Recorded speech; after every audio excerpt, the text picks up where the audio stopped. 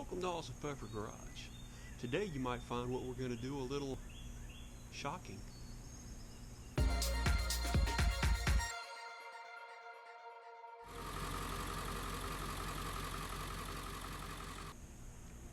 So we needed some new shocks. Front ones were making the notorious grunting and groaning noises, so went with these. Rough Country N3s. Feel like they're a decent shock, aside from, made in China, but you'll have that. You can find some cheaper ones, but the main reason I went with these is the simple fact that they kind of match the truck, so no brainer, right? So now we're going to go ahead and get these things swapped out. Shouldn't take too long. So we're going to get the front did first. So we're going to crank off here on the passenger front, and I'm going to try to keep the plumber's crack to a minimum so as not to have any adverse effects on your viewing experience.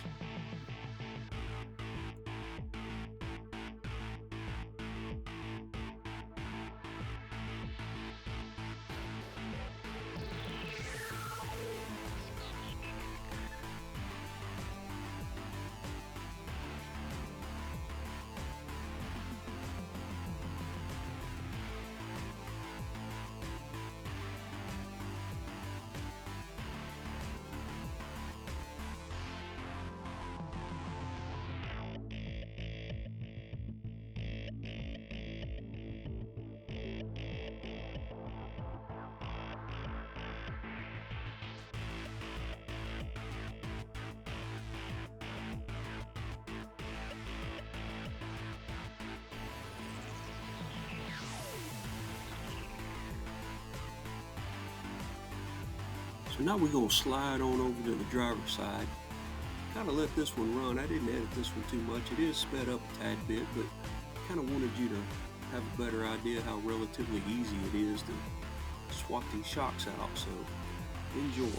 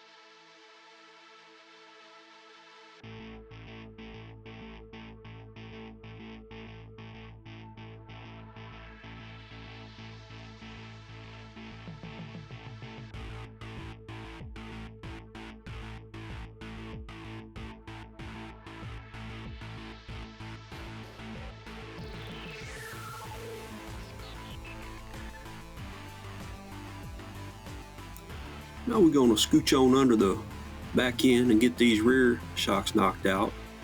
And as we do this, I have something I'd like us to ponder for a moment. Whether or not the universe is truly infinite. So it seems as if every time we make an advancement in technology and we're able to see farther into the universe than we've ever been able to see before, it just increases in vastness.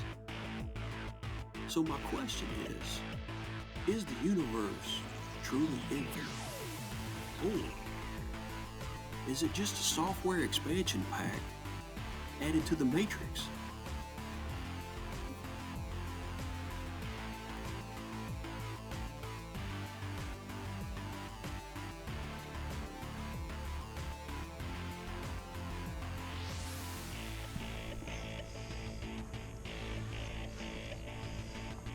Now we're going to knock out the steering stabilizer.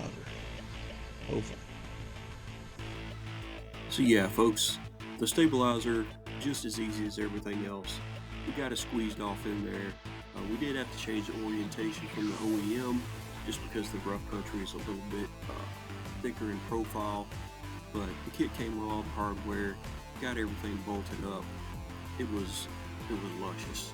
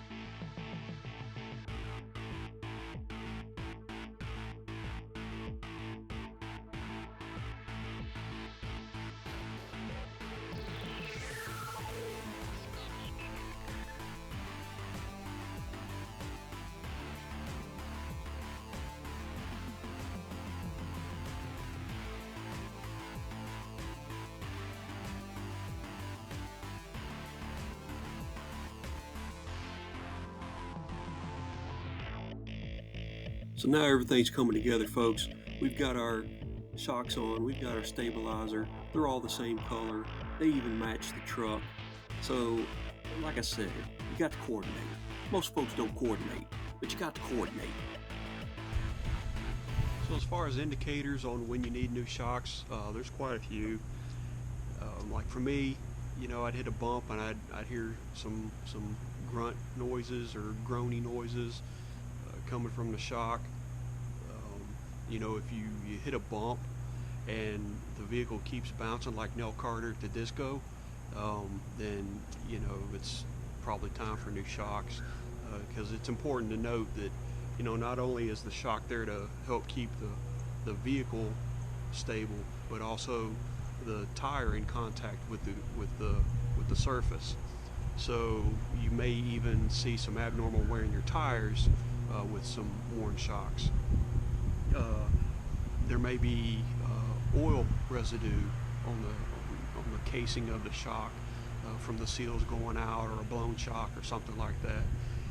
So there's quite a few different indicators that can help you determine whether or not you need new shocks. So these are our two front shocks. One of them was making a kind of a groany noise when you go over bumps and whatnot. So one way to tell if they're bad off the vehicle, if you depress them, they should come back up pretty steadily. If they're bad,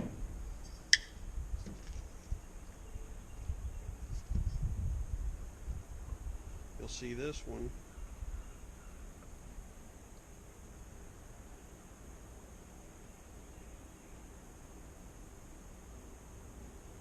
still comes up pretty steadily. However, if you depress them both at the same time, you'll see that the one on the right is quite a bit slower.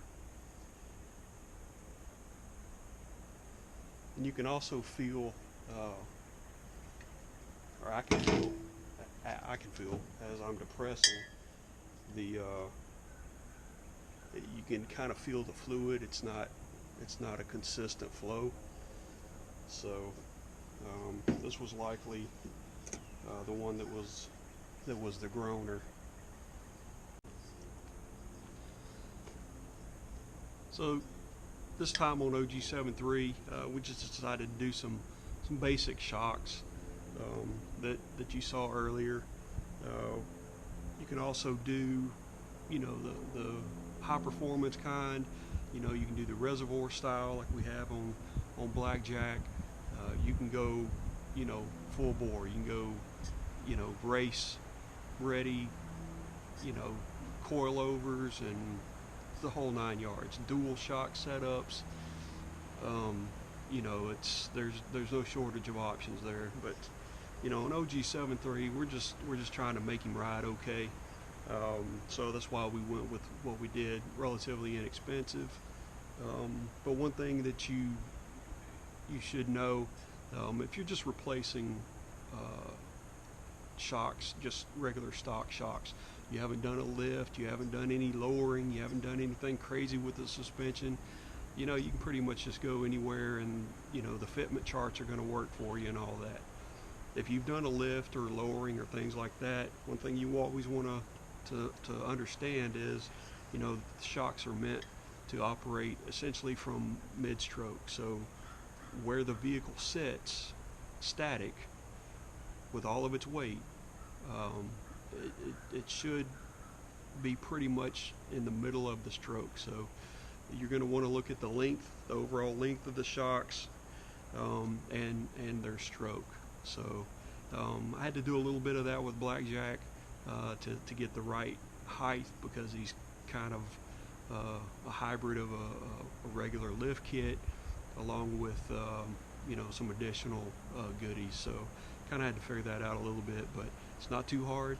You just got to sit down, do a little cipher, and you'll get there.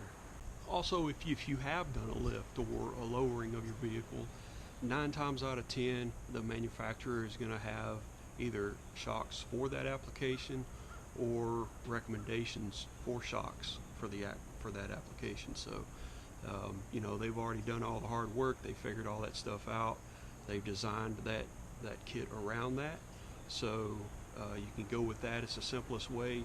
Also, if you go to replace said shocks, there will usually be different manufacturers that have shocks available that they've identified a range of heights for that particular application. So if you have a 2-inch lift or a leveling kit on your vehicle, there'll be shocks that will work for, say, an F250 with a 2 to 4-inch lift.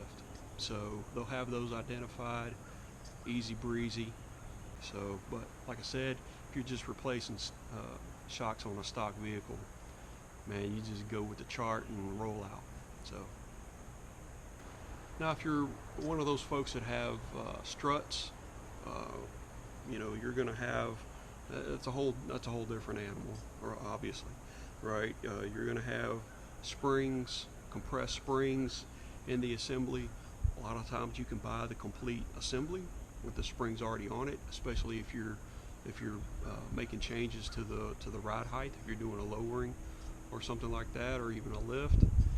You can buy them already assembled, to where you don't have to worry about removing the spring from the strut or the coilover.